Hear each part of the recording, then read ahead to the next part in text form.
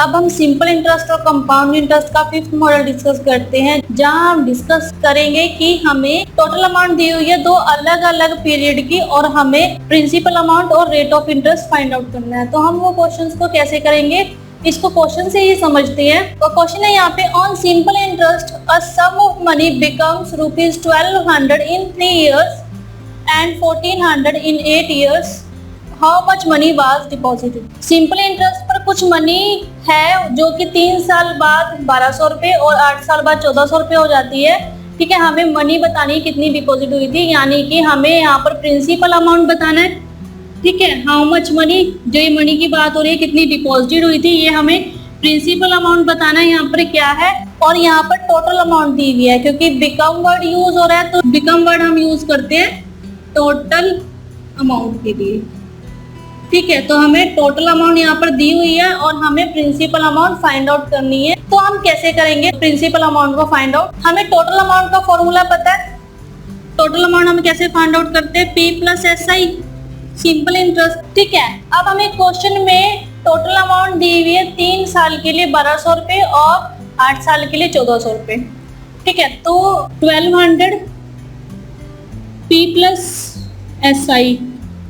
ठीक है, तो ये 3 years के लिए, क्योंकि 3 years के लिए दिए 1200 रुपीज। ठीक है, और 1400 P प्लस SI 8 years के लिए। तो हम इसको इक्वेशन 1 मान लेते हैं और इसको इक्वेशन 2 मान लेते हैं। ठीक है, तो अगर हम इसे सिंप्लीफाई करें तो P से P कैंसल। ठीक है, साइन चेंज करके हम इसको सिंप्लीफाई कर सकते हैं। तो 1200 minus 1400 200 is equal to SI for 3 year minus SI for 8 year, यानी कि SI फॉर 5 ईयर्स। अब यहाँ पर SI 5 ईयर्स का है 200 रुपीज, तो हम यहाँ से 1 ईयर का SI फाइंड आउट कर सकते हैं। तो SI for 1 year is equal to 200 by 5। ठीक है, ये आया 40 रुपीज। तो यानी कि 1 साल के लिए जो SI है वो 40 रुपीज चार्ज हो रहा है। ठीक है, और 40 रुपीज चार्ज हो रहा है तो 3 साल में 1200 रुपये हो रहे हैं और 8 साल में 1400 रुपये हो रहे हैं। लेकिन हमें यहाँ पर प्रिंसिपल अमाउंट फाइंड आउट करना है। तो हमें यहाँ से 1 ईयर का SI मिल चुका है, तो हम यहाँ से 3 ईयर का SI फाइंड आउट कर सकते हैं। तो SI for 3 year is equal to 40 into 3। ठीक है, 120 रुपीज। तो अगर हम इस 120 रुपीज को फर्स्ट इक्वेशन में पुट ऑन करें तो हमारे पास यहाँ से प्रिंसिपल आ जाएगा। ठीक है, यानी कि 1200 minus P principal plus SI है 120।